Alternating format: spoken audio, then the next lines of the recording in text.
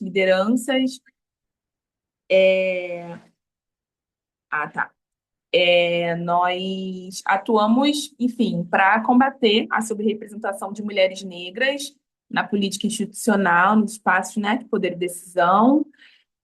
Atualmente, nós temos mais de 300 mulheres, né, 300 articuladoras políticas no movimento. Elas estão, enfim, espalhadas em todas as regiões do Brasil.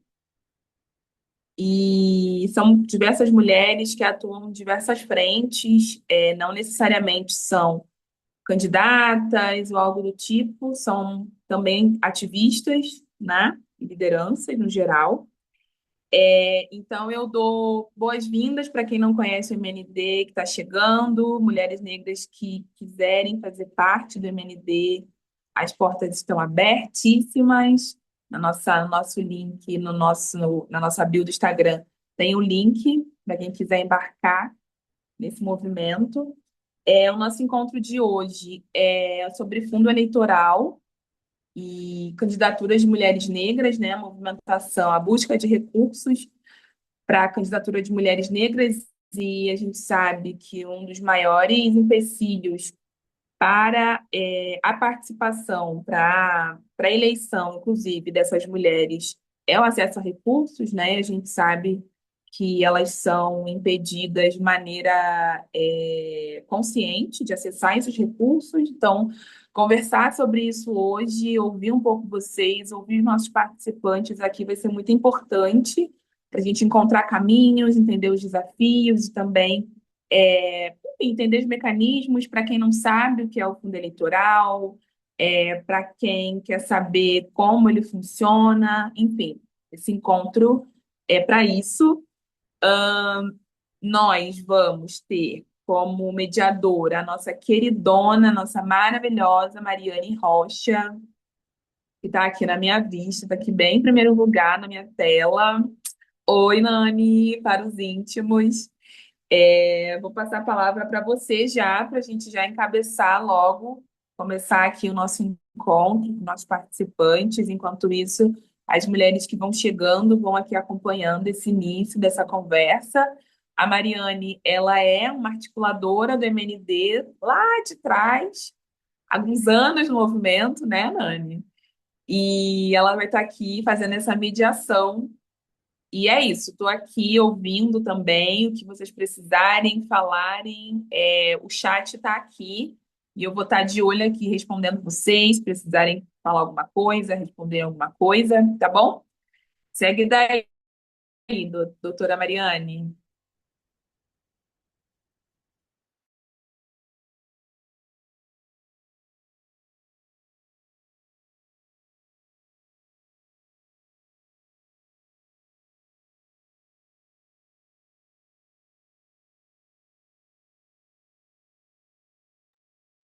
Oi, gente, boa noite. Tudo bem? Vocês me escutam bem?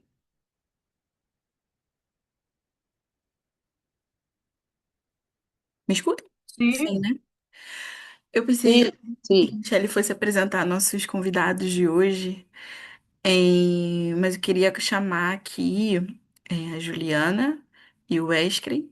Juliana é uma das criadoras do MND e irá conversar com a gente. Tem uma pesquisa específica sobre geografia do voto. O Wesley tem uma pesquisa sobre movimentos negros e partidos políticos e institucionalização, e a gente vai conversar um pouco sobre financiamento de candidaturas negras, participação de movimentos sociais e sociedade civil, no processo democrático. Queria dizer boa noite para todo mundo e bem-vindos. Gostaria de chamar nossos colegas, primeiro Juliana, para começarem a apresentação, a discussão, sem muitas delongas, que já são 7h15. Boa noite mais uma vez, gente. Boa noite, pessoal. Como a Mari falou, né? Meu nome é Juliana Marques. Eu também sou articuladora da MND, articuladora D-0, né? Falar não só no contexto de fundação, mas sigo articuladora até hoje. Mas desde, é isso, né, de um processo aí de construção do movimento, tem um tema, tem algo, né, em torno da ampliação e possibilidade de aumento da representação de mulheres e pessoas negras na política, que a gente entende como barreira, né, que é a questão aí dos recursos financeiros e que a gente vai falar um pouco hoje, né? Mas antes, na verdade, eu queria fazer um pouco uma apresentação de um outro contexto, né? Uma outra esfera, um outro lugar também, da onde eu falo hoje, da onde eu ocupo, e parte também da onde eu trago esses acúmulos, um pouco desses acúmulos que eu vou compartilhar com vocês, né? Eu estou doutoranda, né? Estou fazendo um doutorado em ciência política no Instituto, no IESP, da UERJ. Mariane, né, também colega de instituição, o Wesley aqui também, e a gente integra, né, um grupo de pesquisa que chama DARA, né, que é Dados e Análise do Racismo e do Antirracismo, um grupo recém-criado, né, criado no ano passado, mas que surge muito a partir de uma perspectiva, né, em um contexto de que, ao longo dos últimos anos, né, muito se acumulou muito conhecimento se acumulou sobre desigualdade em torno de questões raciais, né? Mas que a gente ainda entende e observa muitos desafios, muitas barreiras, né? Muitos gargalos, né? Em torno de alguns aspectos específicos, né? Primeiro, sobretudo, pensando como que o racismo opera, né, na prática, como que se dá, né, a partir dos dados que já foram,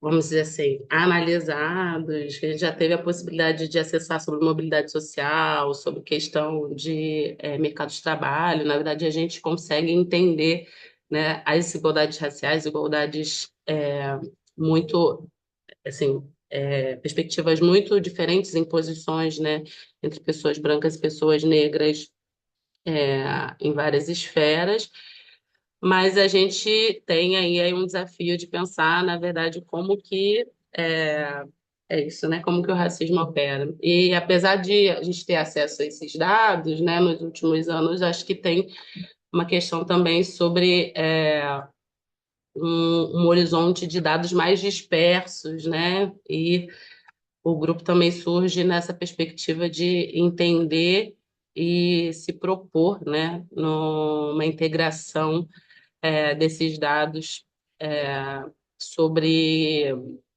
questões raciais, né, para pensar, claro, né, a perspectiva de ampliação, né, do debate em torno do antirracismo, né, e também é óbvio que é o que a gente está fazendo aqui, né, eu e o Wesley, fazer uma perspectiva de debate, né, com a sociedade civil, com os movimentos sociais e tudo mais, e não ficar ali cercado só no âmbito dos estudos acadêmicos, né? Eu vou compartilhar uma tela aqui, só um momentinho.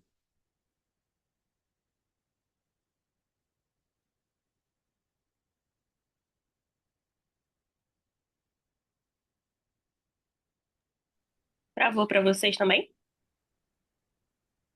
Acho que ainda não está habilitado a opção para compartilhamento, Eu Chay. coloquei você. Botou? Ju, te coloquei como co-host, vê se vai. Agora foi.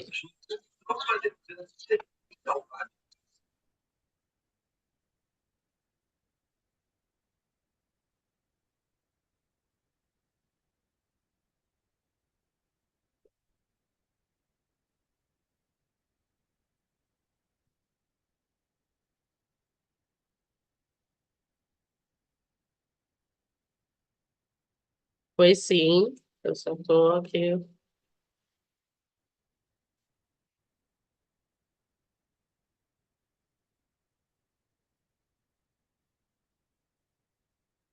Vocês estão visualizando agora? Agora sim. Beleza.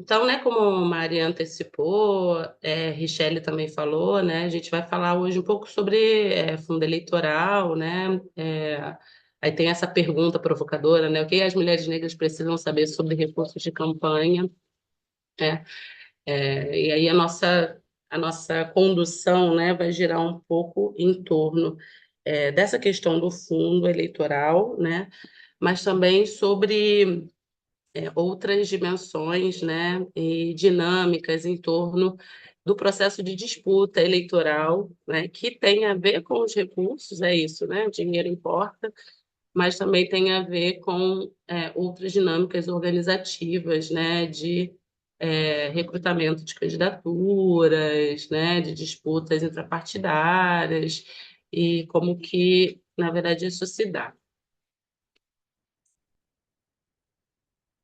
Vocês estão visualizando só a apresentação, certo? Só para eu confirmar aqui, se Isso, não... Ju. Ah, Isso beleza, mesmo. beleza, tá bom. Então, assim, primeiro para começar, pensei em trazer um pouco aqui, né, de alguns marcos em torno de uns processos mais, vamos dizer assim, normativos, né, legais, formais, em torno do que a gente tem de, vamos dizer assim, de garantia, pensando esse desafio, né, de pensar a ampliação de pessoas negras na política e de mulheres também, né? Antes, na verdade, mulheres. Então, ações afirmativas raciais na política eleitoral brasileira, mas a linha do tempo, na verdade, traz um pouco sobre como que, na verdade, isso foi se contornando, né? Primeiro, a partir de algumas garantias que tinham relação mais com perspectiva de gênero, né? Então, a gente tem aí uns primeiros marcos, né, de 95 a 2009, que trata especificamente sobre garantia, né, de cotas nas disputas, nas disputas proporcionais para mulheres, né, uma garantia de 20%. Depois, a gente tem uma ampliação dessa garantia para 30%, né, um mínimo de cota para mulheres, né? Só que ainda assim, né, quando essa lei foi criada, não tinha uma obrigatoriedade dessa execução, né? Isso só se tornou obrigatório em 2009. Daí, a partir de 2014, 2018, né, a gente tem um marco muito importante em 2014, que foi a resolução, né, que determinou uma obrigatoriedade de autodeclaração racial no registro das candidaturas, né, no momento em que elas estavam aí iniciando o processo de formalização, né, para as disputas eleitorais, né. Em 2018, a gente tem a criação, na verdade, de um fundo, né, é, não está aqui especificamente, mas vou detalhar melhor. A gente tem, em 2018, na verdade, uma proibição, né, de um financiamento de campanha, de empresas, né? E a partir daí a gente também tem a criação de um fundo específico para financiamento de candidaturas. E a partir dessa criação desse fundo público, né, que é o Fundo Especial de Financiamento de Campanhas, a gente conseguiu também em 2018 uma destinação proporcional desse fundo, né, para mulheres. Em 2020, a gente tem, né, um marco, assim, vamos dizer assim, primeiro marco importante pensando a questão de um recorte racial, né? A gente teve aí uma destinação proporcional desse fundo que foi criado, né, de financiamento especial de campanha, e do tempo de propaganda eleitoral para candidaturas de pessoas negras, né? Essa conquista aí veio de uma consulta pública que foi feita em anos anteriores, né, pela Benedita da Silva, junto com alguns outros movimentos sociais, né? Em 2020, a gente tem, enfim, uma outra conquista, 2021, na verdade, né? Um outro marco, vamos dizer assim, legal, né? Que determina que os votos em candidaturas de mulheres, em pessoas negras, né? No âmbito das disputas para a Câmara Federal, valeriam em dobro, né, para a distribuição desse fundo, né, do FEFEC nas eleições de 2022 até as eleições de 2030. Eu não estou conseguindo ver o operação um minutinho, gente. Ah, sim. Aí depois a gente tem uma lei também muito importante, né? Pensar assim, a questão da ampliação e da participação de mulheres e pessoas, e mulheres negras na política, que é a tipificação é, da lei de violência de gênero, né, na política. De 2024 a 2026, aí pensando agora, né, mais recentes, resoluções mais recentes. A gente teve em 2024 um avanço com relação à fiscalização de fraudes em cotas de gênero, e agora em 2026, né, a gente tem algumas resoluções, tiveram as últimas resoluções aprovadas entre fevereiro e março, que fazem, né, algumas restrições, na verdade, especificam algumas restrições no uso da verba desse financiamento especial de campanha, né, determinam também uma distribuição proporcional desse recurso para a candidatura de pessoas indígenas, né, e tratam também sobre alguns processos, né, de usos desses recursos que a gente vai entender um pouco mais à frente do porquê que isso faz sentido, né? Do porquê que essas resoluções são realmente muito importantes.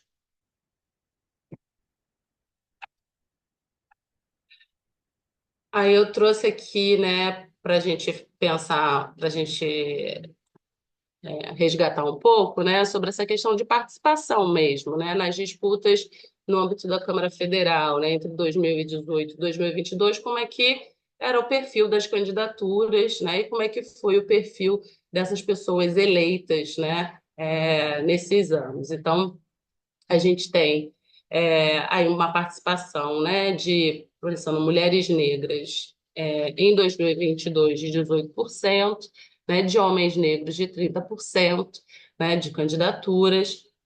A gente já tem aí quase 50%, pensando no percentual de participação, né, entre as candidaturas, 48%. Mas aí, quando a gente vai para os eleitos, né, a gente vê uma diferença grande. Apesar de mulheres negras serem 18%, só representam hoje 5,7% das mulheres eleitas, né, no âmbito da Câmara Federal, né?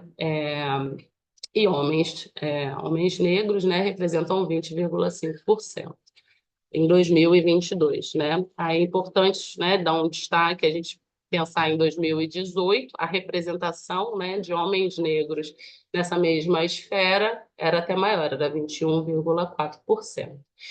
E aí a gente vê, né, vamos pensar assim, a diferença, o destaque, né, de homens brancos em seu processo de participação dentro das candidaturas, participação dentro dos políticos eleitos, né, que é tipo, quase o dobro. Então, em 2022, 33% das candidaturas, 34%, né, mas em relação aos eleitos, 61%.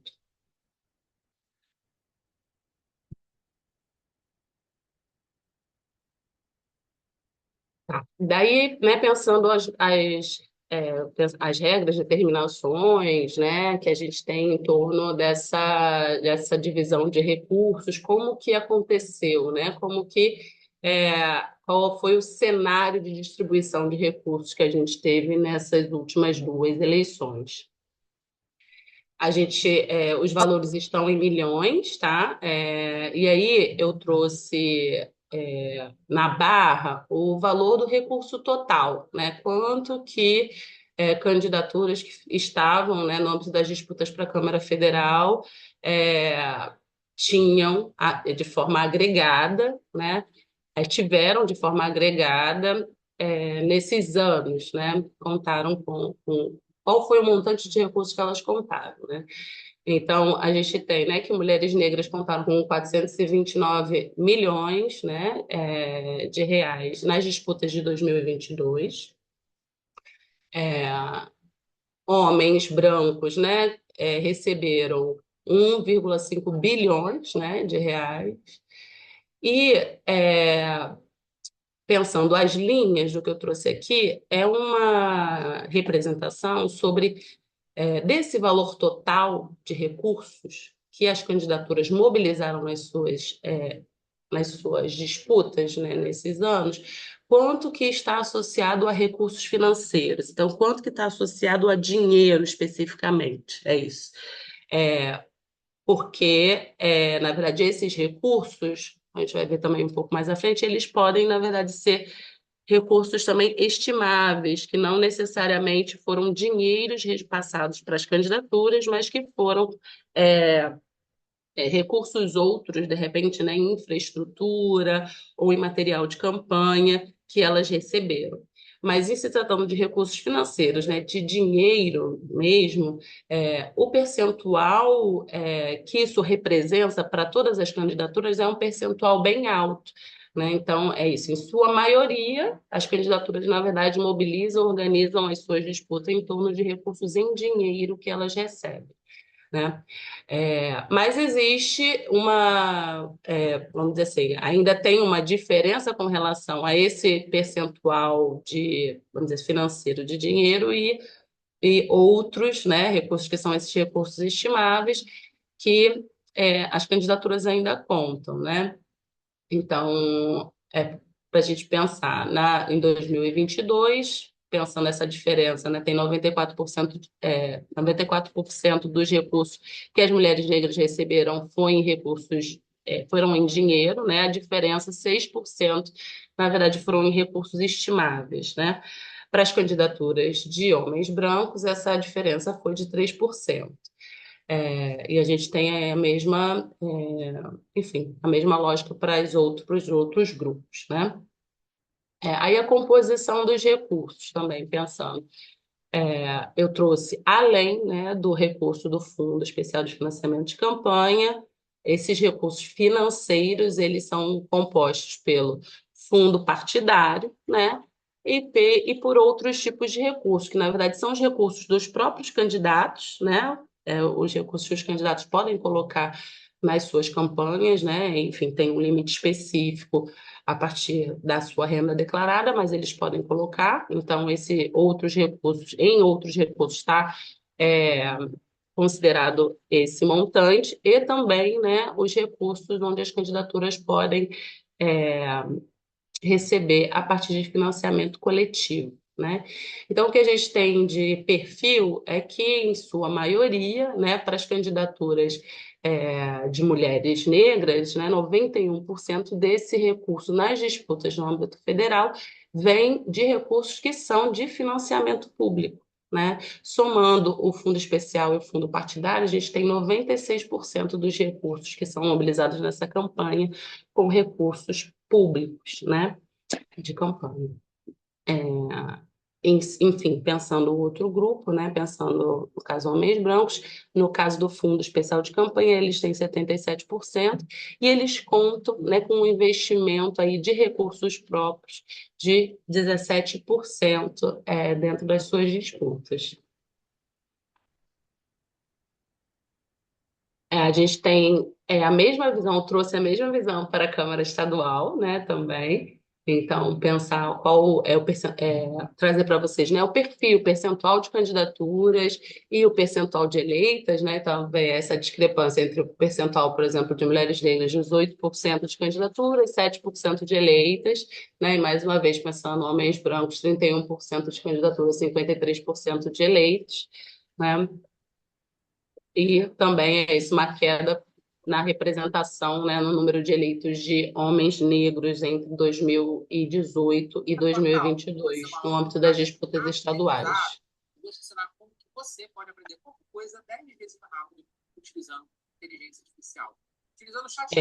A mesma composição, a mesma perspectiva para recurso, né? Então, é isso, tem parte do recurso, que é recurso que vem, é recurso financeiro, recurso em dinheiro, mas tem parte do recurso que é recurso estimável também, então tem essa distribuição ali por perfil de candidatura. E essa composição também, né, desses recursos nas disputas nos âmbitos estaduais, né?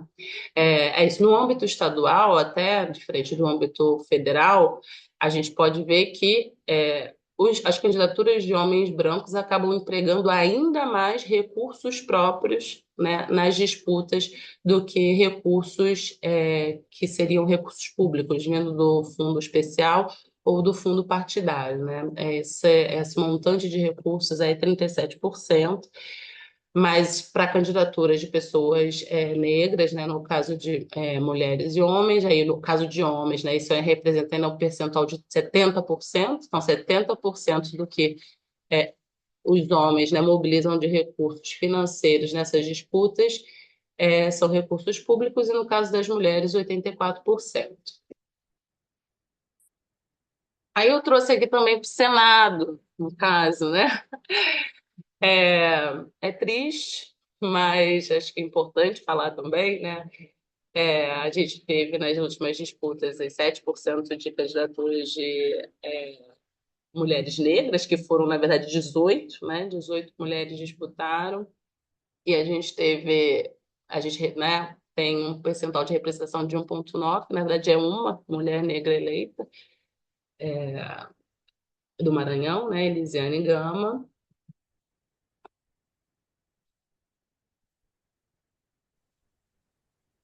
E o mesmo horizonte sobre mobilização de recursos, né, e a composição desses recursos em torno dos recursos próprios e dos recursos dos fundos públicos também, né? Vou avançar Oi, aqui. Ju. Oi, Obrigada. 2 minutinhos, tá? Para a gente passar a palavra para o Wesley e a gente continuar a conversa. Por favor. ok, tá. Aí, assim, pensando o que a gente tem, né, de acúmulo e pensando as últimas pesquisas que foram feitas em torno, né, na verdade, de como a distribuição desses recursos tem se dado, né, é, e, enfim, de outras questões e outros mecanismos, na verdade, que têm sido levantados e estudados que podem estar associados a uma barreira para ampliação de mulheres negras na política, né, ou de pessoas negras também. Tem uma perspectiva sobre o tempo de repasse, né, desses recursos. Então, homens brancos recebem recursos nas primeiras semanas de campanha em proporção maior que mulheres e pessoas negras, né?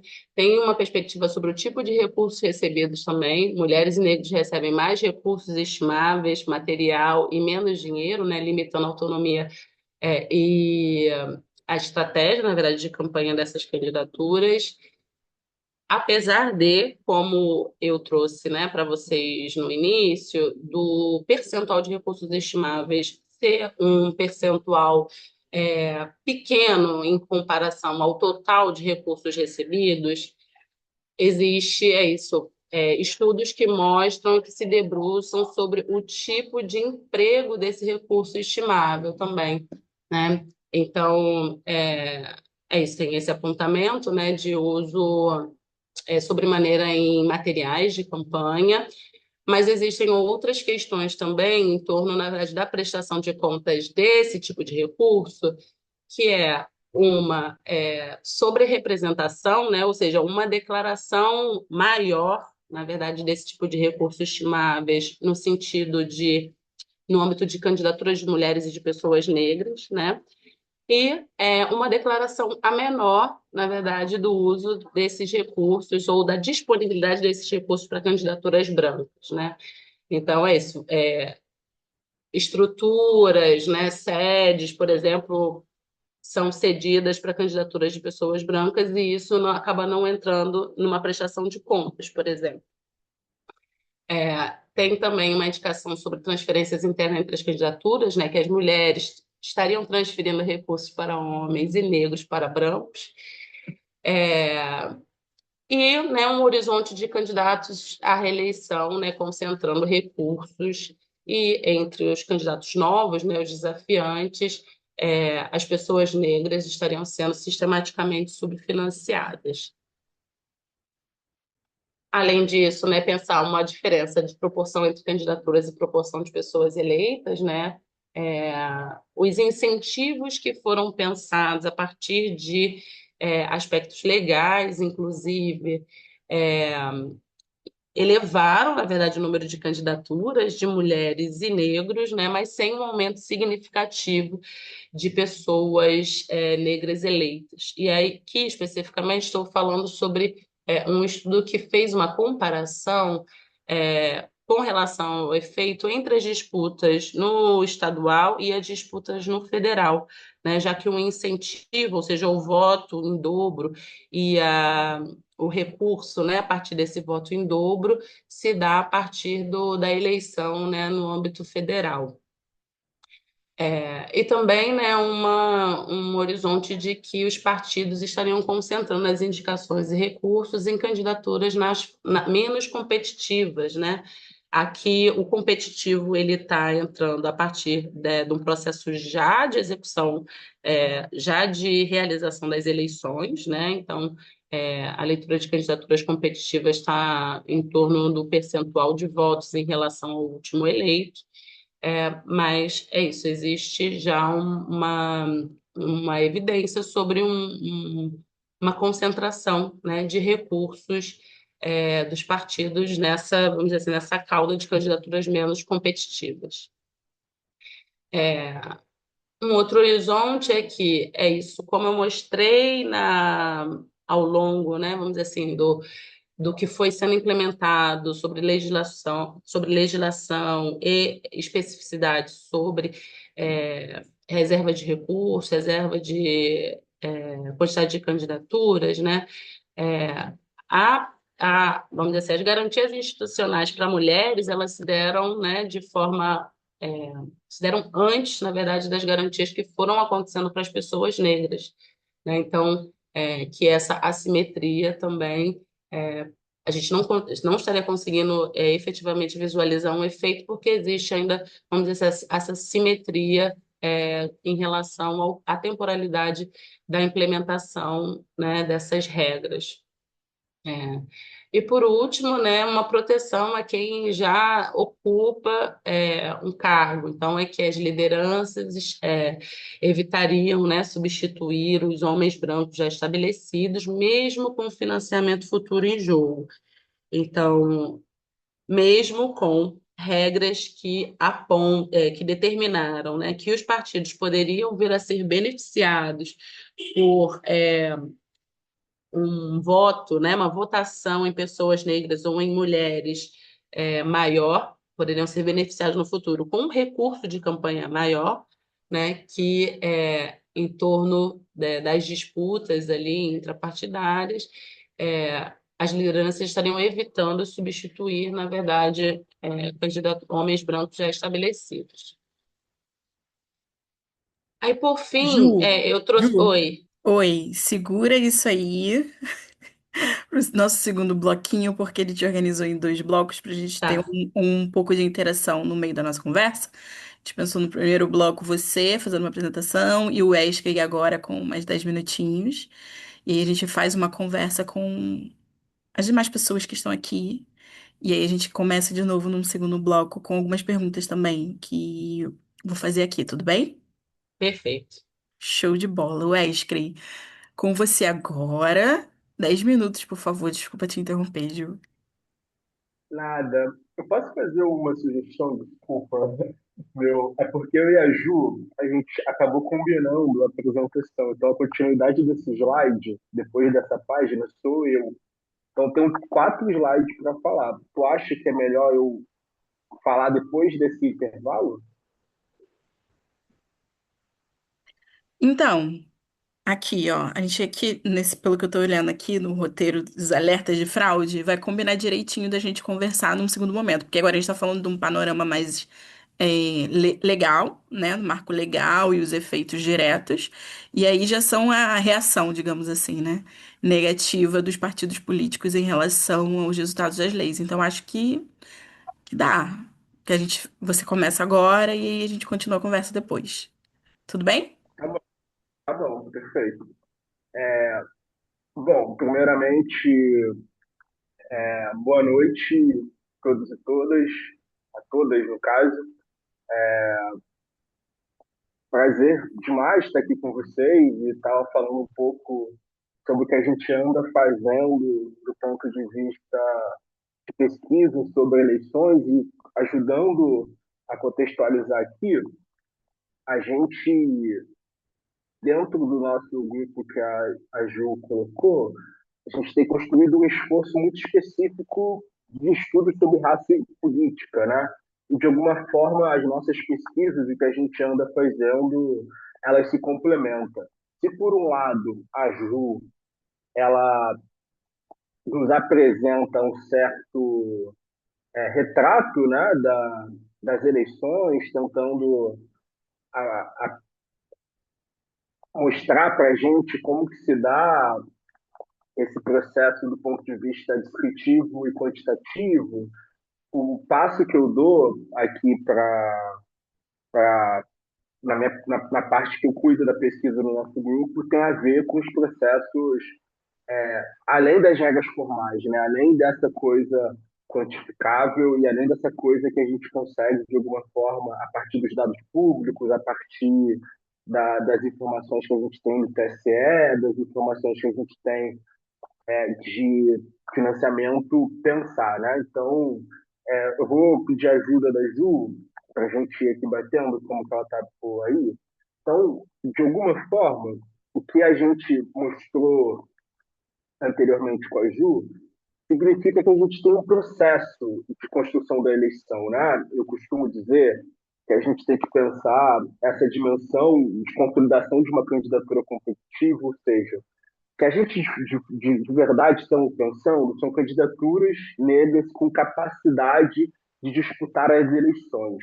Isso envolve um conjunto de processos que é uma sucessão de barreiras de qual uma trajetória de uma pessoa negra enfrenta ao longo da sua trajetória política eleitoral. Então, a gente organiza, de alguma forma, a pesquisa como se como se muitas pessoas no nosso sistema político brasileiro podem ser candidatos, ou seja, a gente tem um país com 200 milhões de pessoas e daqueles que têm direitos políticos assegurados, maiores de 18, a partir dos 16 anos, maiores de 18 anos, no caso de Senado, governo dos estados e presidente acima de 35 anos, pessoas que têm ali o seu direito, a gente tem mais de 150 milhões no Brasil. Então, 150 milhões de pessoas podem ser candidatos.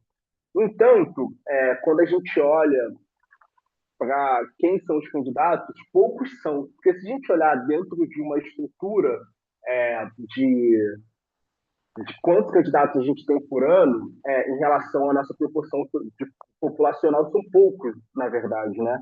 E quem organiza esse filtro, a partir da dinâmica de recrutamento, são os partidos políticos, ou seja, são os partidos políticos a partir de, primeiro, as regras formais que se consolidam a partir da legislação eleitorais e depois a partir das regras internas que produzem a seleção e recrutam as candidaturas que vão se tornar os eleitos depois, né? Então, o primeiro filtro que acontece tem a ver com o recrutamento. Então, são as escolhas dos partidos que fazem, né, que o fazem para decidir quem são ou não os candidatos.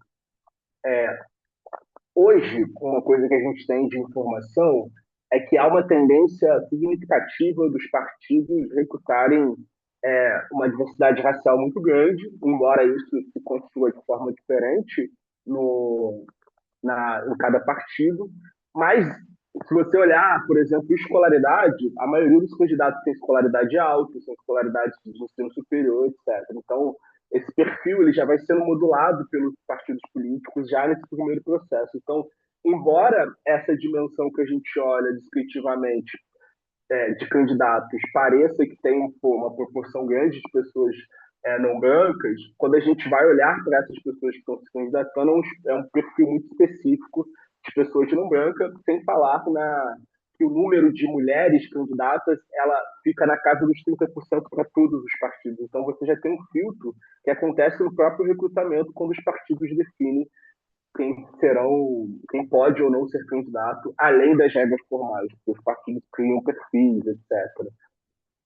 E dentro das dinâmicas do partido, a partir do momento que essas pessoas são eleitas, é apenas uma pequena elite que se torna eleita, né? Você tem, vamos dizer assim, no Rio de Janeiro, eu tenho esse dado de cabeça porque foi o dado que eu usei que eu estudei na minha dissertação. Estudei a eleição municipal do Rio de Janeiro. Então, no Rio de Janeiro, por exemplo, são 1.600 candidatos à vereança. No entanto, só 51 são candidatos, conseguem ser eleitos. Então, você tem um enorme número de candidatos nesse universo em comparação aos eleitos, então muitas pessoas ficam para trás.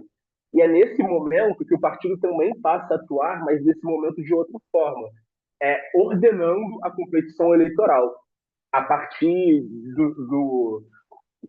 da distribuição dos recursos. Né? Então, sob o controle dos recursos do fundo de financiamento, os partidos, a partir de uma escolha de como se distribuir esses recursos, ele ordena quem são aqueles e aquelas que eles preferem que sejam eleitos, ou, no mínimo, aqueles que vão competir. Então, muitos podem ser candidatos, muitos podem ser candidatos, eu coloquei diferente aqui no negócio, poucos podem é, ser eleitos, e uma parcela pequenininha ali consegue, inclusive, transitar e construir trajetórias mais é, de sucesso, vamos assim, de progressão de carreira, né? Que vai chegar a uma prefeitura, que vai chegar ao Congresso Federal. Então, o partido, o sistema eleitoral, ele funciona como uma dinâmica de filtro que a gente está pensando aqui em imaginar como que esses filtros acontecem. E uma das dimensões desse filtro, por exemplo, é o conflito interno e como a distribuição de poder interna dos partidos ela organiza e constrói essas dinâmicas de ordenação das listas eleitorais. Então, vamos dizer que temos 150 milhões de pessoas que podem ser candidatas, a gente tem cerca de 500 mil pessoas que são candidatas numa eleição municipal, e apenas alguma parte dessas pessoas vão se tornar eleitas, e a gente entende isso enquanto um processo de filtro. Acho que pode passar para o próximo, fazendo um favor.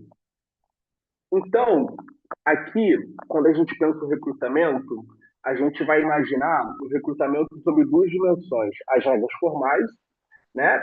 E as regras informais, que no caso aqui acabou que eu coloquei as duas iguais.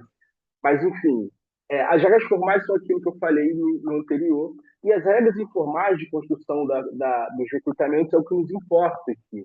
É como essas regras são organizadas internamente ao partido. Embora a gente pense, quem quer ser candidato é só querer ser candidato, esse querer ele é mediado por um conjunto de regras informais que esses candidatos precisam a compreender na sua dinâmica de sociabilidade política. Como, por exemplo, essa construção de que é o perfil de candidaturas que modulam, então, as regras informais de candidaturas que os partidos buscam. Né? Primeiro, figuras públicas, ou seja, uma candidatura ela precisa ser reconhecida pelo partido enquanto uma figura pública. Embora a gente ache que figura pública seja algo meio óbvio, essa construção de figura pública ela não é óbvia, porque ela é carregada de significado sobre quem pode ou não ser a figura pública. Então, como que dentro dessa estrutura de construção de figura pública, a, a fala, a, as redes de relação, de como que isso vão sendo projetados nessa dinâmica de construção de quais são as figuras públicas. Então, quando a gente pensa numa figura pública, as produções de características, elas não são desassociadas de questões de gênero e raça. Então, é muito comum que a figura pública ela seja associada a um homem branco, mesmo que ele não tenha, do ponto de vista técnico, vamos dizer assim, se é que pode se chamar de alguma coisa técnica, é, é, já vou tentar fechar nessa página aqui, essas competências técnicas, ou supostamente técnicas, para mulheres, negros, indígenas, isso exige um esforço maior de consolidação, existe um esforço de construção de mobilização de recursos maior. Isso tem a ver também de como que essas lideranças elas são organizadas no seio da sociedade civil, seja em movimentos sociais, ou em ONGs, etc. E como que essa dimensão ela passa a organizar uma os próprios movimentos que tendem a destacar pessoas com características que os partidos esperam, né? Então, movimentos sindicais, as próprias dinâmicas dos partidos de esquerda, como movimentos comunitários, e a gente está pensando em movimentos que não são os movimentos negros, indígenas, etc. Além disso, tem um outro perfil de candidatura, que são aquelas candidaturas que surgem é, de lideranças partidárias, ou seja, então são candidaturas que se formam de algum jeito dentro das estruturas de direção partidária, são aquelas pessoas que construíram é, a sua trajetória ocupando cargos de secretário-geral, de enfim, tesoureiro, que de alguma forma vão construindo a sua capacidade aí. Outra característica das lideranças são lideranças que vêm da assessoria parlamentar. E aí existe um outro mundo aí. Recentemente, o próprio movimento Mulheres Negras Decidem, em conjunto com a Legisla, lançou uma pesquisa sobre as assessorias, né? De como que as assessorias têm problemas sobre questões raciais. E as assessorias são um espaço fundamental de formação de lideranças, e sobretudo lideranças competitivas, porque, em geral, são lideranças que estão destacadas para a vida política e que estão se construindo ali nas relações dos mandatos e que têm mais estruturas para se consolidar uma candidatura. Então, eu acho que tem um conjunto de dinâmicas aqui que nos ajuda a pensar quais são, como que se formam as candidaturas e quais lugares de disputas precisam se organizar para se consolidar um próximo momento que eu acho que a gente deixa para a segunda parte. Show. Obrigada, Wesley. Gente, eu tenho duas perguntas, mas eu queria também saber se o pessoal tem uma ou duas perguntas para a gente já encaminhar aqui no o segundo debate para a gente ir fazendo a conversa simultaneamente. É, a Ju trouxe a questão legal e a distribuição de recursos de uma forma bem visual, com gráficos bacanas, falando dessa desigualdade, né? E o Wesley trouxe algumas questões sobre as regras informais dos partidos e como se produz lideranças, né? E como os partidos têm se organizado e impactado a própria formação de lideranças, nos movimentos sociais, como ele acabou de falar aqui nesse minutinho final da nossa conversa. E aí eu tenho uma pergunta, a mudança recente da legislação, né, que tirou os 30%, tirou a proporcionalidade para 30% de candidaturas negras, né? Tornando, inclusive, o processo de controle desses recursos bem mais difícil. Além dessa mudança da proporcionalidade para 30%, também existem constantes mudanças. A gente assiste, é difícil de controlar, né? A gente assiste quase cotidianamente uma nova regra, a alteração de uma nova regra, e estabelecimento de outra completamente diferente, na legislação eleitoral. E isso, querendo ou não, impacta, né, a organização de novas candidaturas. Então, eu queria entender com vocês, de que maneira vocês veem como os movimentos sociais e como a gente pode ter algum controle social sobre essas regras. E de que maneira isso impacta negativamente as mulheres que já estão se candidatando, que estão nesse corre e tentando tornar suas candidaturas mais competitivas, vendo essas mudanças, acontecendo todos os dias. Essas perguntas que eu tenho para fazer aqui, mas teve gente que levantou a mão. Eu não estou conseguindo ver isso. Foi a Alguém? Neude, Eu ela... vi que levantou a mão, mas aqui eu não tenho um controle. É porque ela abaixou e levantou e abaixou, então não sei se ela desiste. Estou aqui, pode falar? Boa noite, Oi, turma. Neudes, pode falar sim, boa noite. Boa noite. Um pouco das três questões que você fez contempla, porque é o seguinte, Wesley e Ju, obrigada, gente. Excelente explanação de vocês. Mas, por exemplo, eu estou dentro da estrutura do partido político, lá na direção. Então, candidaturas pretas femininas, mesmo antes da alteração do proporcional de 30% para as candidaturas pretas, ainda assim, por exemplo, é lei de Brasília lá, os 30% para as candidaturas femininas. A minha dificuldade entre ser candidata, que eu já fui em 3 vezes, e hoje ser coordenadora de candidaturas de mulher preta, é principalmente porque não tem esse dispositivo como lei de Brasília para dizer, olha, desses 30% desse universo é obrigatório garantir para a candidatura preta feminina. E aí fica difícil, inclusive, de você reclamar, né, oficialmente, vias dispositivos legais dentro do próprio partido político. Porque, por exemplo, já aconteceu comigo de ser a cabeça de chapa e, por exemplo, os 30% cair só para minha candidatura. E aí o partido justificar que os 30%, por exemplo, para 6 candidaturas foi realmente direcionado, mas não foi direcionado para as candidaturas pretas. Eles pegaram um percentual maior, mitigaram, colocaram um pouco a mais na minha candidatura, por exemplo, né? E o outro repasse a gente já sabe para quem foi. O que eu quero dizer é o seguinte: como não tem um dispositivo legal em Brasília, mas para as mulheres brancas também não tem, mas tem o direcionamento da lei federal. Para as candidaturas pretas fica muito mais difícil, porque mesmo antes de mudar, de fazer a alteração agora das candidaturas pretas, era difícil não só o controle, mas também você de reclamar que, olha, vocês deram um pouquinho a mais para aquela candidatura preta, mas foi um a mais que, se comparar com a candidatura branca, foi a mesma coisa. Não sei se eu me fiz entender. Queria entender um pouco, queria ouvir um pouco de vocês sobre isso.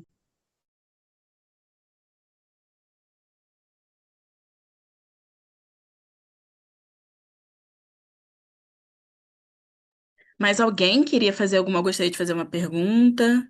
Aqui nesse primeiro momento, eu não estou fechando as perguntas, não. É só para a gente continuar a conversa de uma forma mais interativa aqui. Ok, então, gente, eu não consigo ver todo mundo que levanta a mão, porque eu não sou host. Mas então a gente segue aqui, fica quem tiver perguntas e eu não vi, sinto muito, me desculpa. A gente avisa, Nani, não se preocupa. Tá ótimo. Então, quem tiver alguma coisa, a gente continua nas perguntas no próximo bloco. Por favor, Juliana, 12 minutos. Sim. É, acho que é isso, né? Você começou falando, né, indicando sobre possíveis controles, né, no âmbito da sociedade civil, dos movimentos sociais, né, enfim, das organizações em torno dessas determinações, né, mais legais e a aplicação delas.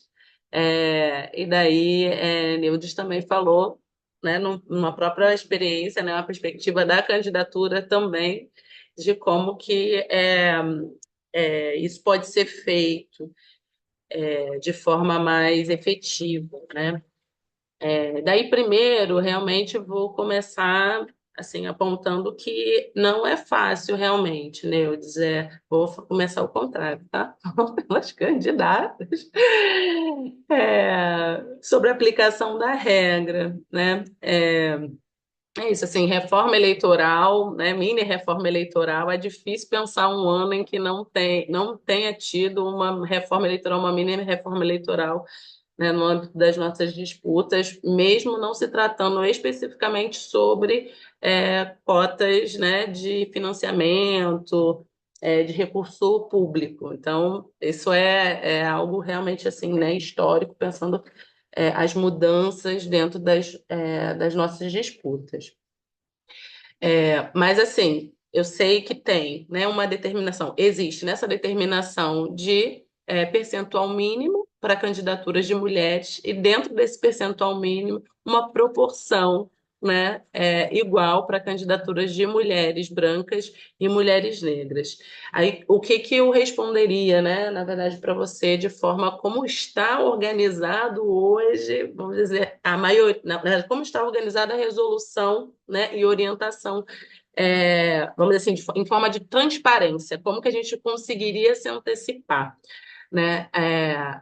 A distribuição, na verdade, desses recursos, ela deveria ser determinada em convenção partidária. Antes de os partidos receberem esse recurso, eles, na verdade, precisam submeter, né, ao tribunal a forma como esses recursos vão ser distribuídos. Essa aí, né? A resposta, vamos dizer assim, está ali, o que está determinado deveria ser aplicado.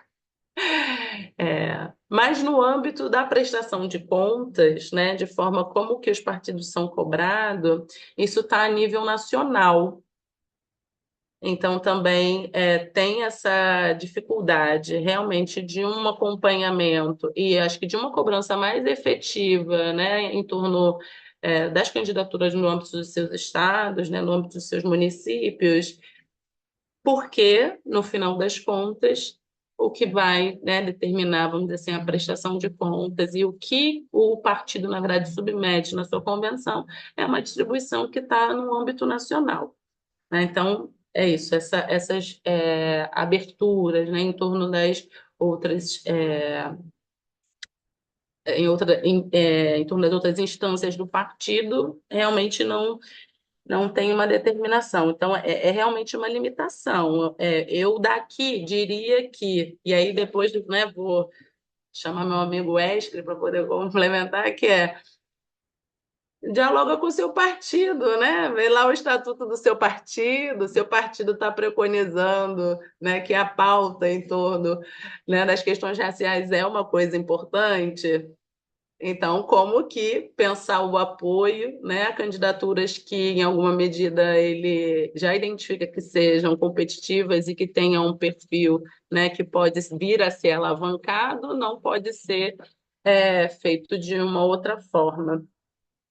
Mas ainda assim, como estratégia, diria que os recursos são finitos. Então, também eu acho que tem algo em torno de uma articulação e diálogo entre as mulheres do partido, entre as mulheres negras do partido também, né? Se já é sabido que é isso, tem essa limitação de recurso, tem uma determinação legal, mas a aplicação, né, em todas as, vamos dizer assim, descendo todas as instâncias, ela pode vir a ser, na verdade, a prestação é só no âmbito nacional, como que também dentro da nossa esfera, vocês, né, entendem, dialogam e pensam, né, numa perspectiva agora já mudando um pouco de chave, que é isso, todo mundo pode ser candidato, como, né, assim, em alguma medida. Aí depois você consegue ali uma possibilidade, mas realmente para ser uma candidatura competitiva, né, e disputar, acho que de repente é isso, unir é, forças, né, estratégia, bases eleitorais e diálogo. Não é fácil, né? Mas pensar de repente é isso, o apoio a uma candidatura que de repente ali o grupo, né, um grupo específico, uma corrente, entenda que ela tem mais chance de ser eleita. Tá. Aí vou pensar agora assim, que também serve para as candidaturas, mas também serve, né, numa perspectiva mais ampla sobre o que a gente pode, na verdade, assim, é uma orientação até para o Ministério Público eleitoral, na perspectiva da prestação de contas, mas que também está orientado de forma aberta para a comunidade, né? Então, teve uma publicização, né, que o GT de Violência Política de Gênero fez, e é assim, um roteiro com alertas e orientações, né, também de como se portar, de repente, frente a uma possibilidade de identificação de algum tipo de fraude no financiamento de cotas, né? E aí eu destaquei aqui 4 situações específicas que têm a ver um pouco com o que eu fui apresentando sobre o que a gente já sabe até aqui, enfim, acúmulos sobre alguns estudos e tudo mais, né? Então, assim, a situação, né, sobre repasse tardio, né, apesar de, né, eu não acabei nem mencionando, mas é um estudo que foi publicado em 2025 na Revista Brasileira de Ciência Política, né, que o título Não é só sobre dinheiro, diferentes dimensões de financiamento eleitoral em perspectiva de gênero e raça. Então, é isso, gente. Ok, o dinheiro importa, mas também a forma como esse dinheiro, na verdade, está sendo disponibilizado e o tempo que ele está sendo disponibilizado também é algo importante. Então, nessa situação específica sobre repasse tardio, a publicação ela traz uma orientação muito específica, né? Mas é isso. O que tem de horizonte? Que, em geral, né, candidaturas de pessoas negras e de mulheres têm recebido os recursos, né, para as suas campanhas depois, né, que os recursos para pessoas brancas é disponibilizado. É isso, todos os partidos recebem o recurso no mesmo momento, só que todos recebem na esfera nacional, o recurso entra para a nacional do partido. enfim, tem questões aí em torno desse, né, desse processo de repasse e tudo mais, mas ainda assim que tenha questões, mesmo tendo questões que podem estar no âmbito, inclusive, de uma burocracia, é, existem evidências, né, no âmbito aí das análises descritivas que foram feitas, de que as candidaturas de pessoas brancas estariam recebendo recursos antes. Aí o que que teve de determinação? Aí está em uma das resoluções do TSE. Todo o recurso, na verdade, deve chegar, né? A orientação é que deveria chegar até dia 30 de agosto. Então, ou seja, até 2 semanas depois do início das eleições, né? Começa, quer dizer, das eleições não, estou confundindo, não é das eleições. É, Da das, campanha da eleitoral. campanha eleitoral, exatamente, da campanha eleitoral. Então, iniciada a campanha, a resolução diz que é isso, os recursos deveriam estar disponibilizados até 30 de agosto. É esse o que está escrito. Aí depois tem uma outra situação que é os recursos, né, da cota estariam, na verdade, retornando para candidatos brancos, né? E, na verdade, é isso. O recurso vai para o candidato, para a mulher negra ou vai para a mulher branca, e depois ele acaba voltando para um candidato homem branco a partir de outros tipos de transferência. É, e aí, na resolução também, uma das últimas resoluções, tem uma especificidade sobre restrição de uso do recurso para a candidatura a qual o recurso foi destinado. Não limita que esse recurso, na verdade, venha a ser, vamos dizer assim, compartilhado, transferido para uma candidatura que seja uma pessoa branca ou, no caso, um homem. Mas o processo de prestação de contas, né, o processo de você indicar qual foi o motivo dessa transferência, ele mudou. Então, você precisa especificamente comprovar que a transferência tem relação com, vamos dizer assim, materiais que tenham, que preconizem a visibilidade de um candidato e do outro candidato. Então, tem isso, não restringiu a transferência, mas, vamos dizer assim, apertou o processo de prestação.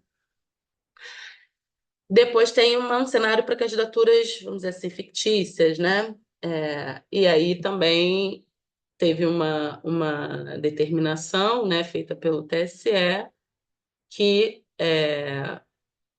já indica, né, o que que seria uma candidatura fraudulenta, né, uma candidatura fictícia, a partir de alguns padrões específicos, né? A candidata que tem prestação de contas zerada ou padronizada, né? Todo mundo igual, todo mundo transferiu, né, o mesmo valor, de repente, um mesmo prestador de serviços e tudo mais. Então, esse também tem um horizonte nessa publicação. E o último, acho que eu já antecipei um pouco, é falando do uso comum, né, de estrutura, que na verdade tem a ver com os recursos estimáveis. Espera só um minutinho. Isso. Tem a ver com os recursos estimáveis, né? Então, esse horizonte de que os recursos, vamos dizer assim, os partidos, na verdade, indicarem uma quantidade de recursos específico para recursos estimáveis, e empregarem, e na prestação de contas indicarem que esses recursos, em sua maioria, por exemplo, para material, né, no caso, para candidaturas de mulheres ou para pessoas negras, na verdade, não está mascarando só uma perspectiva de um tipo de uso específico, mas pode estar mascarando também, na verdade, uma quantidade de recursos diferenciada que está sendo, vamos dizer, uma quantidade de infraestrutura que está sendo disponibilizada a mais para os outros perfis de candidaturas, né? Então, 2 minutos. eu declaro uma estimação de recursos a maior, né, como eu falei, para a candidatura de pessoas negras, então é isso, eu dou algum tipo de possibilidade de uso de infraestrutura para uma candidatura de pessoa negra e eu vou lá e faço a estimação desse recurso, coloco lá, não, eu dei essa infraestrutura, está aqui, você estimei em valores, né? Estimei em dinheiro quanto foi. Mas eu faço esse mesmo movimento para outras candidaturas e acabo não fazendo isso. Ou quando faço também, declaro um valor menor. E aí tem um horizonte também de, né, para um Ministério Público Eleitoral, no âmbito da prestação de contas, de como que isso deveria ser acompanhado, né? É isso, de olhar qual foi o recurso que foi estimado, se ele está compatível com preços de mercado, né? Então, é isso. Eu estimo que eu disponibilizei uma sala, uma sede para uma candidatura específica, e o valor do aluguel, de repente, desse espaço seria. Claro que em eleições, às vezes, fica um pouco mais caro, mas sei lá, seria R$ 5.000 por mês e eu declaro um valor de R$ 20.000, por exemplo, né? Então, você está, isso, aumentando o valor, né, vamos dizer assim, desse recurso que você está estimando, para poder, em alguma medida, dizer que você está privilegiando, né, ou já que não tem recursos financeiros em outros tipos de possibilidade, ou no caso, nesse caso específico, como eu falei, infraestrutura, você está disponibilizando mais recursos, né? Esse é alguns, dois que eu destaquei, mas o roteiro, na verdade, ele tem são acho que 19 cenários, 18 ou 19 cenários, e aí tem alguns muito específicos, né, agora para, vamos dizer assim, as primeiras disputas que as candidaturas indígenas vão contar também, né, com essa determinação legal, né, de uma participação dentro do Fundo Público de Financiamento de Campanhas. Então, tem algumas orientações no âmbito de como as candidaturas e as comunidades, na verdade, deveriam ficar atentas a esse processo de disputa e implementação das regras. Obrigada, Ju. Wesley, por favor.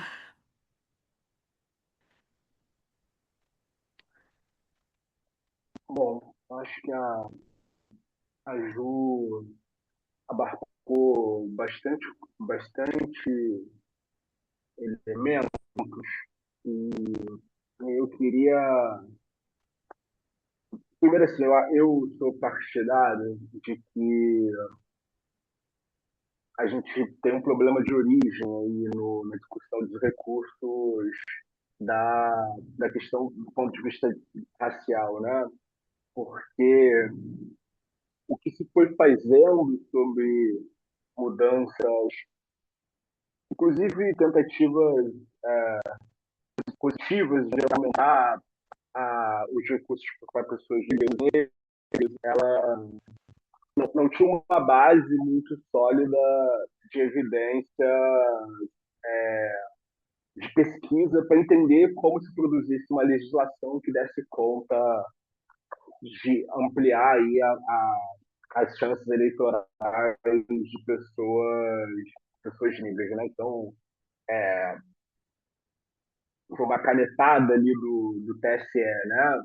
Porque, embora, do ponto de vista de gênero, tenha questões também de canetada, você vem de processos de diagnóstico, né? Quando você diz que tem que ter 30% de cota de gênero, o diagnóstico é antes das cotas de gênero, né? Não existe candidaturas de mulheres, então as pesquisas indicavam isso.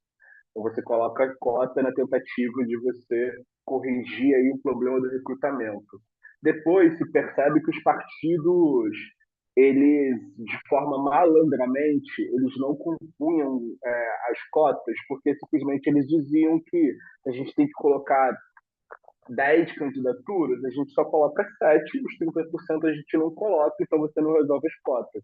Então, tem uma mudança, uma regulamentação que diz que dentro das candidaturas apresentadas tem 30%, ou seja, se apresentou 7, você tem 30% de 7, se apresentou 10, barará, e com recurso foi a mesma coisa, né? Você meio que deslocou certa interpretação da legislação para isso.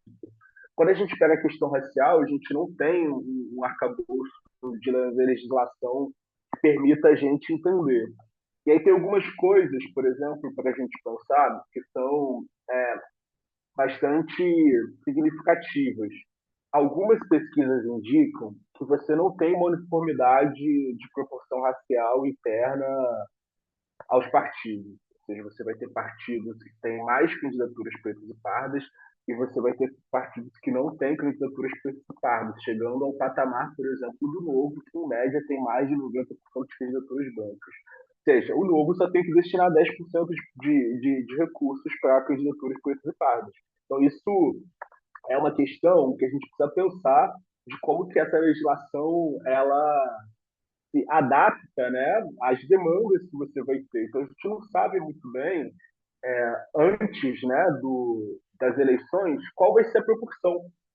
Ou seja, você tem uma necessidade de homologar as candidaturas para você entender as proporções de candidaturas participadas para fazer uma disputa do recurso a posteriori. Quando, na verdade, quando a gente pensa a formação de uma candidatura e as negociações que vão se produzir na candidatura competitiva, ela é anterior, né? Então, os acordos vão sendo produzidos nesse momento que a gente está hoje. Esses acordos já estão feitos, né, gente? Esses acordos não estão para serem negociados, eles já estão em fase de consolidação. Então, os bancos partem na frente de alguma forma porque eles têm o controle da máquina pública.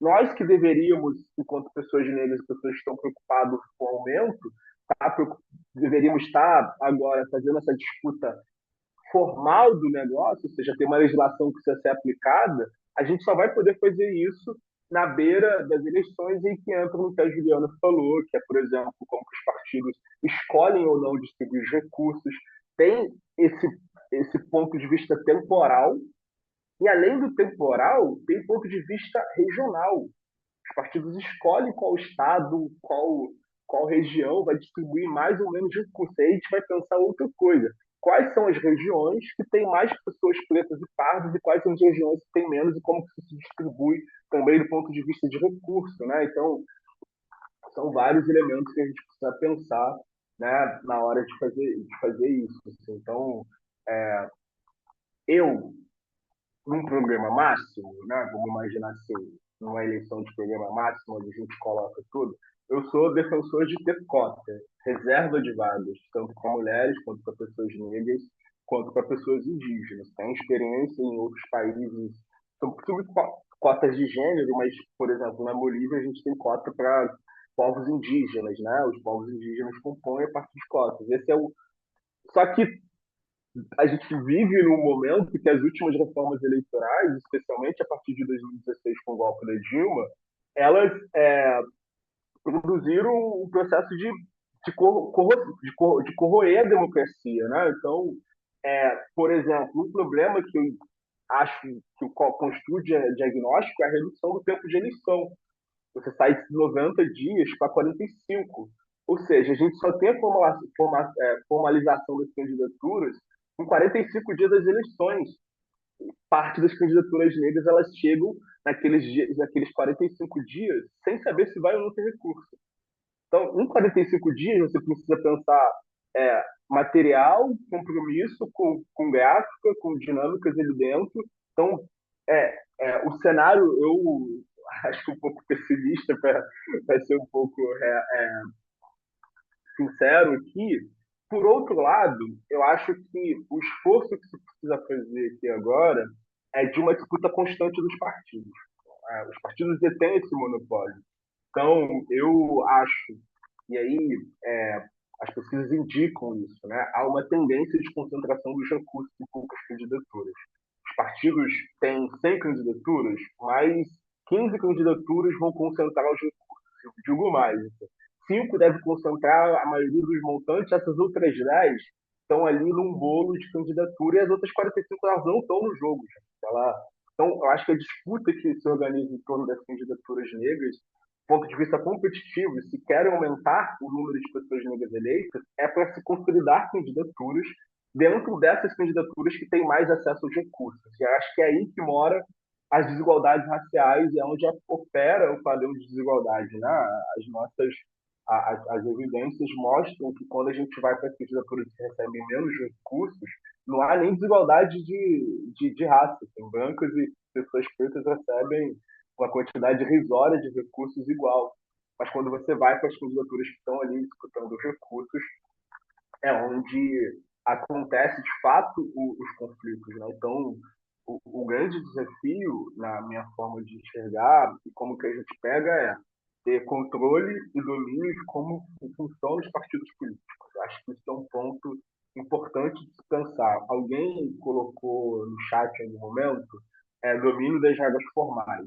Domínio das regras formais e das regras informais também. Entender que parte das dinâmicas de consolidação dessas estratégias perpassam não a reunião do partido, mas a reunião que acontece é, num bar, que acontece nesses lugares onde não estão sendo dito o que está acontecendo e onde os acordos estão sendo formulados. É, tem uma dimensão também que eu acho que é externa, que eu acho que isso de alguma forma se faz muito bem, mas eu acho que se ampliar isso com uma capacidade de interrogação tem a ver com essa capacidade de pressionar os partidos por fora, né?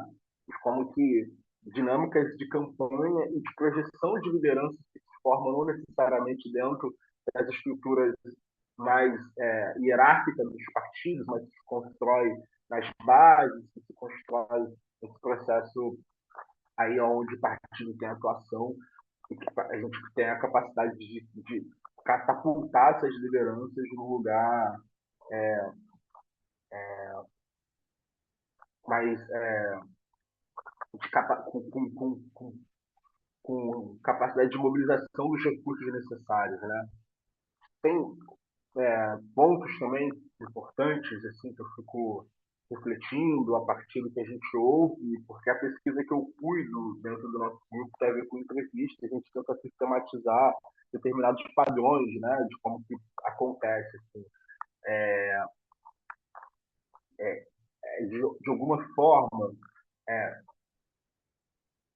consolidar, e aí eu acho que a Ju trouxe isso, a intervenção aqui também colocou que essas dinâmicas internas de consolidação de regras internas dos partidos também, então, uma certa capacidade interna a cada localidade de você influenciar que as legislações sejam operadas, embora a gente tenha problemas, mesmo quando a gente aprova a legislação, né? Alguém que também falou, eu acho que é bom sinalizar isso aqui nas nossas falas, que na última eleição nenhum partido colocou recursos proporcionalmente do ponto de vista de raça e de gênero. Isso, em tese, geraria uma multa, mas todos os partidos, e aí da esquerda à direita, fizeram um grande acordo em Brasília para que existisse uma anistia aos partidos, né? Então, eu acho que são desafios importantes que estão colocados para esse processo eleitoral, inclusive de tentativa de aprimoração da legislação, de como que a gente consegue construir um pacto democrático, coletivo, enfim. Obrigada, Wesker. Tainá levantou a mão. Quer falar alguma coisa, amiga? Oi, sim, eu tenho perguntas, mas acho que para o Wesley. É muito bom, assim, tudo que vocês trouxeram. Eu anotei várias coisas aqui, mas eu fiquei com. Na verdade, eu tenho um comentário e uma dúvida. Vou fazer a primeira pergunta. Essas resoluções novas do TSE, vocês acham que elas dificultam a transferência de recursos entre candidaturas que estão em dobrada? Porque existe muito uma expectativa de amadrinhamento, né? Às vezes, entre as candidaturas. Então, é isso, uma mulher que está concorrendo ali a deputado estadual, que quer fazer uma dobrada com uma federal, para poder, né, conseguir ali também um pouco mais de recurso para fazer a campanha. Aí, com essa determinação de que o recurso ele só pode ser daquela candidatura específica, fiquei na dúvida se isso atrapalha essa tática, que é uma tática, enfim, comum, né? E que é importante. E o meu outro comentário é sobre a questão das candidaturas únicas em partidos de direita. Porque tem muita mana, muito mano nosso, caindo nessa história, né, nesse conto do vigário de eu não vou concorrer por um partido de esquerda porque lá eles não me dão recurso. Aí eu fui conversar com o partido de direita X e eles disseram que eles vão me dar tanto de recurso. Só que a gata ou o gato não se preocupa em olhar no estatuto do partido, nas resoluções, se tem alguma determinação de fato para a transferência desses recursos, e não se atenta ao fato de que, ainda que ela seja a única ou uma das pouquíssimas candidaturas de pessoa negra naquele partido, o que ela vai receber é infinitamente menor do que as candidaturas competitivas do partido vão receber. No final das contas, ela não é uma prioridade para o partido e não vai receber recurso suficiente para se eleger para aquela legenda, né? Mas, enfim, de alguma forma estão se enganando aí, achando que saindo de um partido de esquerda e indo para um partido de direita, por ter mais recursos, vão conseguir se eleger, e não vão. Eu acho que os dados, o Juliana não trouxe isso propriamente, mas a gente já olhou para esses dados em outras oportunidades. A imensa maioria das mulheres negras está se elegendo por partidos de esquerda, com todas as dificuldades que existem, etc. e tal, mas é porque, de fato, nesses espaços dá para dizer que está havendo uma disputa política séria, né, sobre essa participação de mulheres, de pessoas negras. Existe, de fato, compromissos formais, como a escritora trouxe, então também para a gente ter em mente isso quando for fazer nossos cálculos eleitorais.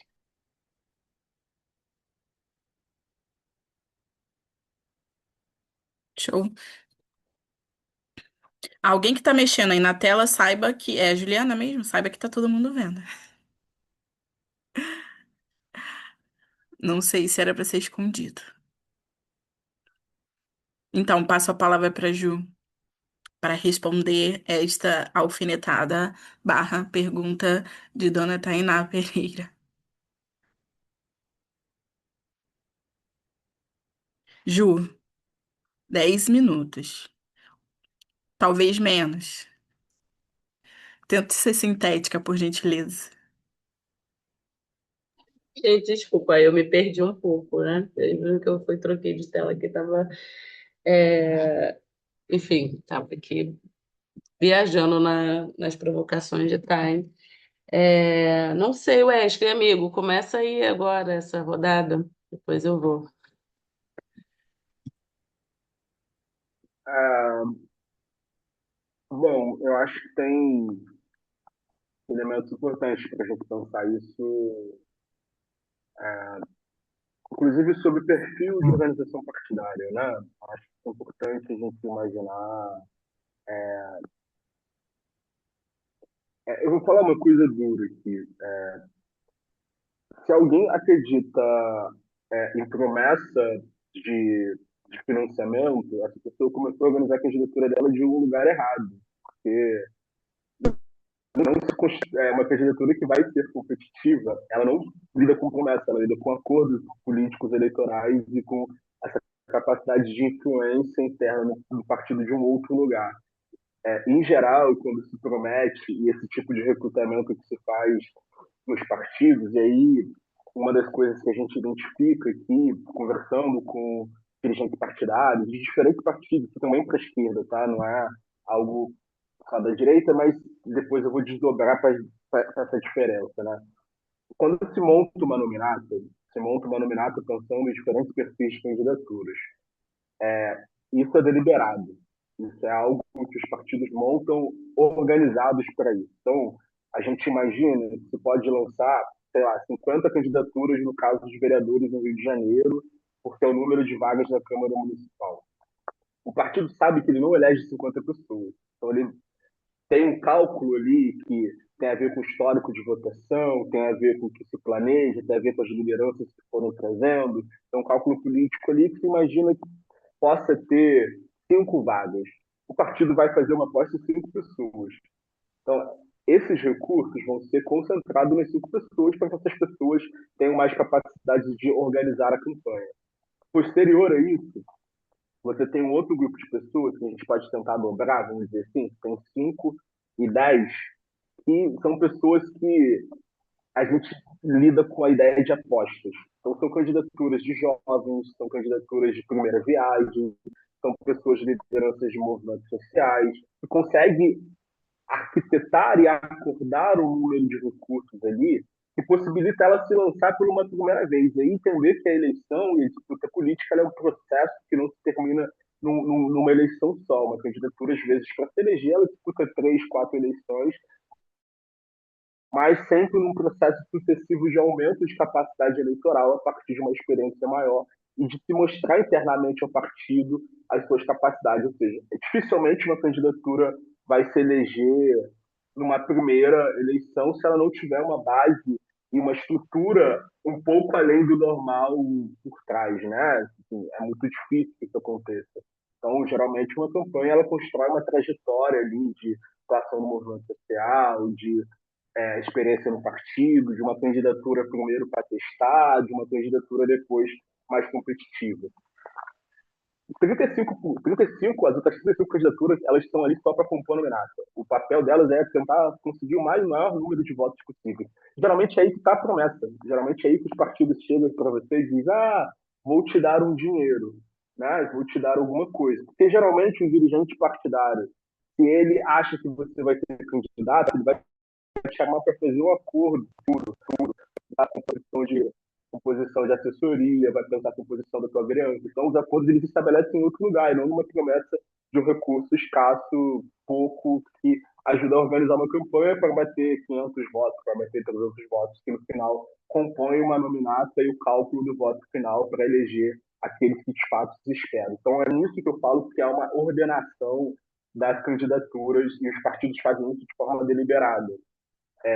Qual é a diferença, e aí entrando numa dinâmica quando a gente vai pensar direita, esquerda, partidos como o PT, PSOL, que tem uma estrutura com grupos internos que disputam esse poder e tem uma dinâmica de poder, de organização interna que permite um pouco mais de conflito interno, é que há alguma chance de você conseguir fazer uma disputa interna que você se posiciona internamente.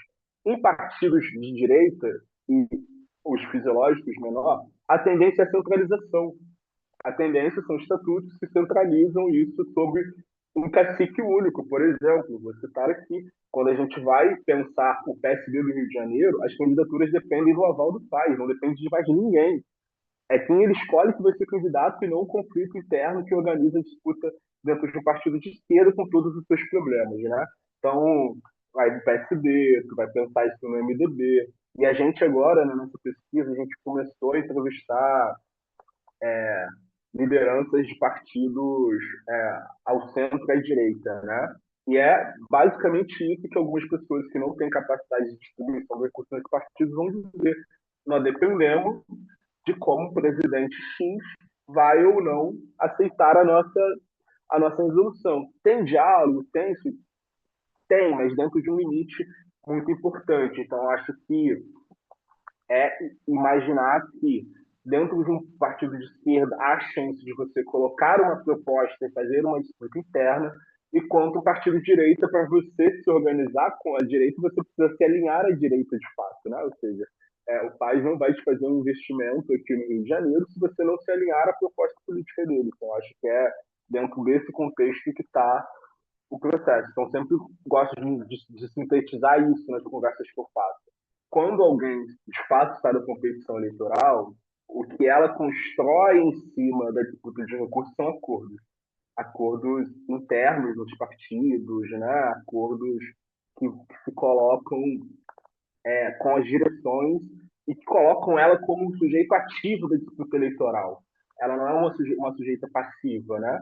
Enquanto as apostas elas também estão nesse meio termo. Ela se constrói ali como uma liderança que está disputando, por exemplo, a eleição de 2026 como uma aposta, mas a eleição dela é de 2028 para a vereadora.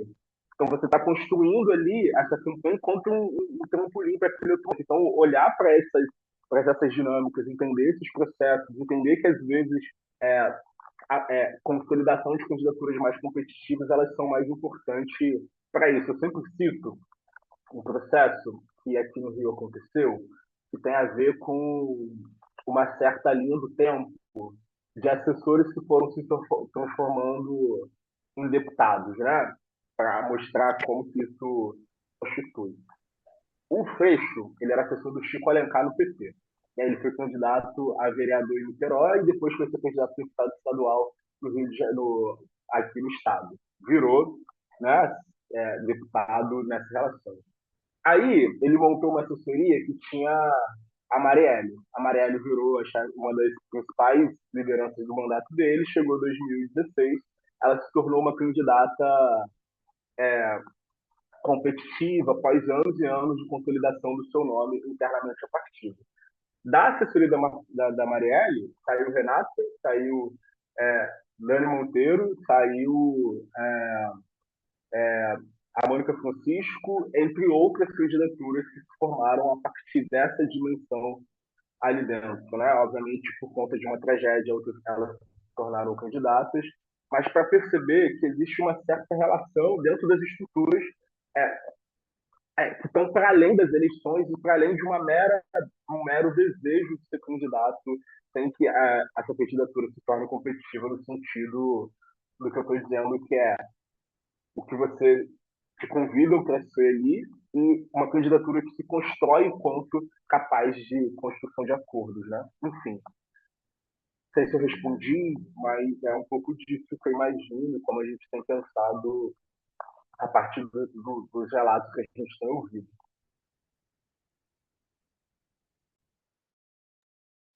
Respondeu muito e além, que é basicamente a pergunta que acredito que a Ju vai contemplar isso também, que é a pergunta final que é a questão de ouro aqui pra gente. É como se faz uma candidatura de mulher negra campeã de votos, né? Ju, você quer complementar?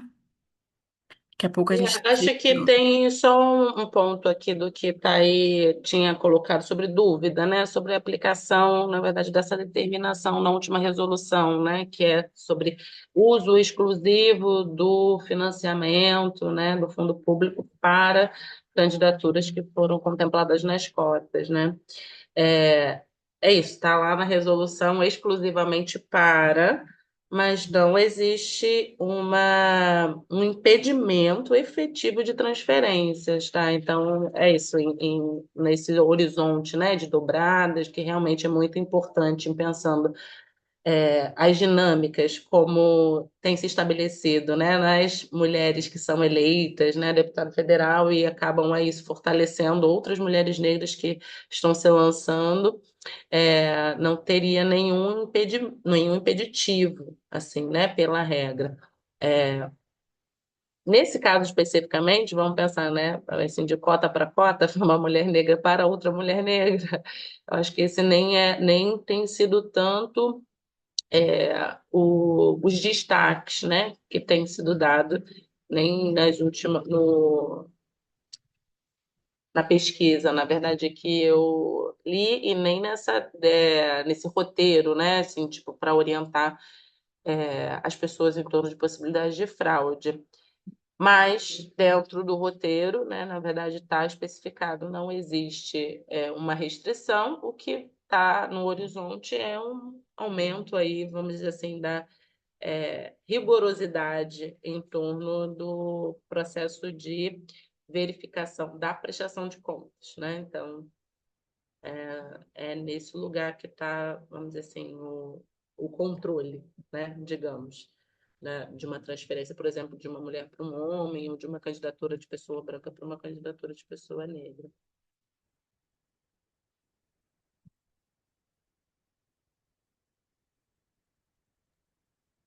Gente, muito bom.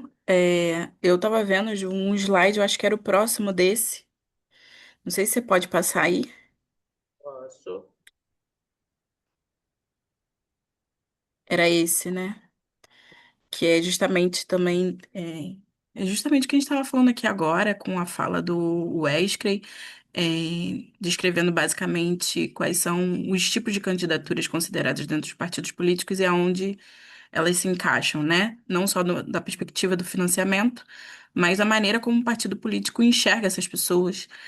É, e o próprio perfil de liderança que a gente encontra normalmente em partidos de esquerda e em partidos de direita e como isso configura a competição interna nos partidos, porque a competição ela não começa na urna, ela começa dentro do partido. Eu acho que essa informação muito importante para a gente reter, é porque no final das contas é isso que, digamos assim, às vezes está um pouco fora do nosso controle, ou da nossa, não é nem do nosso controle, fora da dimensão da disputa, no caso, né, do nosso olhar, digamos assim. Temos vários exemplos de mulheres aí que têm uma base social consolidada, para utilizar as palavras do slide aqui, em nível federal, em nível estadual. A gente pode usar aqui, estou aqui do Rio de Janeiro, mas a gente tem outros exemplos, né?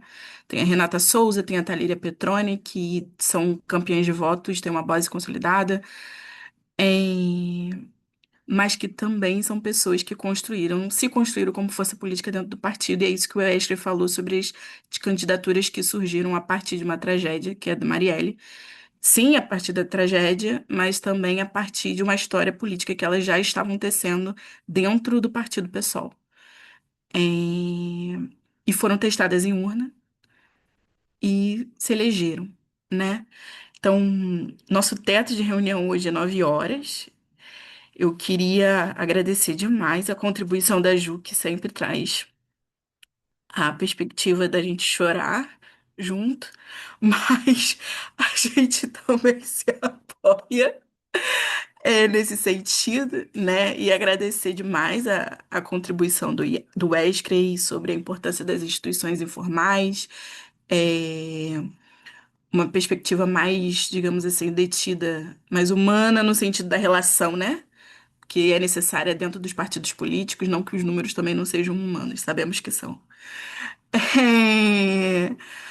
É, e para a gente construir essa conversa aqui com a rede do MND, queria saber se a Richelle ou a Stephanie vão falar alguma coisa agora de encerramento. Obrigada mais uma vez. Oi, Nani. Gente, foi muito bom. Não, muito bom vocês. Gostei muito de ler coisas aqui no chat de as mulheres trazendo já foram candidatas, né? Então, isso traz para ela, a gente também. Enfim, a experiência, né? Tipo, elas estão aqui falando que elas vivenciaram e então eu queria agradecer a Ju e a Screen por todo o cuidado, por todo o trabalho, né, de vocês terem trazido esse material, né, essa profundidade de análise de dados de maneira tão importante assim. Ai, desculpa. Então, gratidão, gratidão mesmo. Não, vamos sim tirar Gratidão. foto. Vamos tirar foto, não vai ser? Não vão embora não, Gratidão, gente. Não vai embora não. gratidão para Nan também por ter feito essa missão linda. Vou agora tirar uma foto, nossa tradicional foto. Deixa eu dar uma olhada em todo mundo. Quem está como host, pode tirar a apresentação para mim poder conseguir todo mundo junto? A Ju. Ju, você consegue tirar, por favor? Foi. Essa é a Isso, hora que todo mundo abre a câmera, já estava ah. deitado, já pronto para dormir, mas aí vai ter que abrir a câmera para tirar uma foto. Ai, abriu todo aqui, gente. Adorei. Cadê? Gente, é bem rapidinho, só a gente registrar aqui esse momento. Bem belas, bem bonitas. Vamos lá, todo mundo pronto.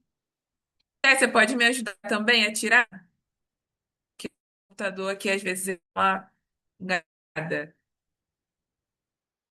Ó, todo mundo para, sorrisão bem bonita.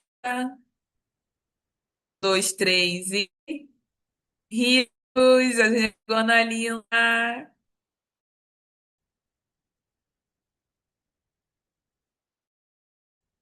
Calma, que foi uma. Calma, tem uma segunda página aqui. De novo que tem a segunda página. Dois, três e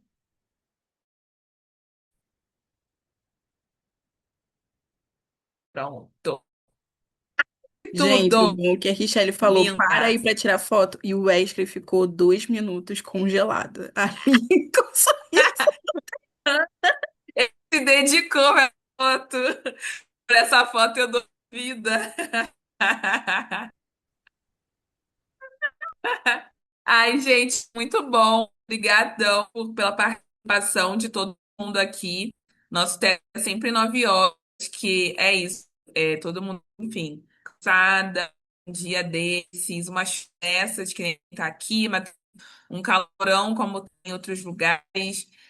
É para quem perguntou aqui de grupo sobre link, lá no nosso Instagram a gente tem um link, formulário e embarque para o Negras Decidem. Quem tiver interesse, só ir lá no nosso Instagram, faz lá o preenchimento do formulário que a gente entra em contato com vocês, tá bom? Estamos ansiosas pela entrada das novas arquitetoras. Venham para o MND. E é isso, gente. Obrigado, Grupo de obrigado, Zap tem? Wesley. Grupo do Zap? Nós temos a nossa rede, não, mas aí tem que ser parte do MND. Você foi embarcar, aí a gente, enfim, vai ter acesso à rede. Ah, Tá porque eu bom, tirei uma Kênia? foto, eu queria ter colocado no grupo, mas então eu A entro gente, no grupo depois. Beleza. eu posso te mandar, deixar, tá bom? Obrigada, Wesley, obrigada, Ju, obrigada, Valeu, Anne, obrigada, gratidão. gente. Obrigada, eu que agradeço, Beijo, gente. Boa boa noite, viu? Boa noite. noite. Tchau, gente. Boa noite. Boa noite, gratidão.